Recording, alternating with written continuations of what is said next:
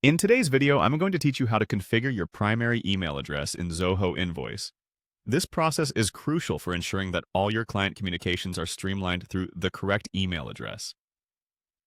Whether you're setting up Zoho Invoice for the first time or simply need to update your details, this guide will walk you through each step with clarity and ease.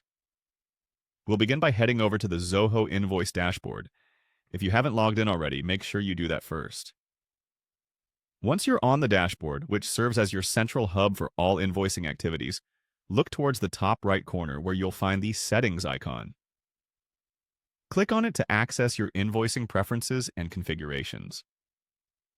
The Settings section is where you can customize various aspects of your account, allowing you to tailor Zoho Invoice to best suit your business needs. Next, within the Settings menu, find and click on Email Notifications. This menu item governs how and when you send emails to your clients, which is essentially at the heart of managing your invoices. It's important here to ensure that all your email interactions are originating from the correct contact point. After selecting Email Notifications, you will see an option titled Sender Email Preferences.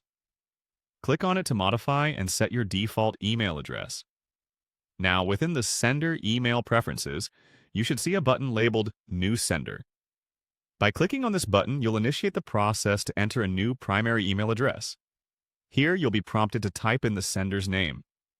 This is how your name will appear when emails are sent to your clients, so make sure it's the name that represents your brand best. Once you've entered a name, proceed to type in the new email address you'd like to use as your primary point of contact. Double-check that the email address you've entered is spelled correctly. Errors can lead to communication mishaps, which we certainly want to avoid. Once you've confirmed that both the name and email are correct, click on the Save button.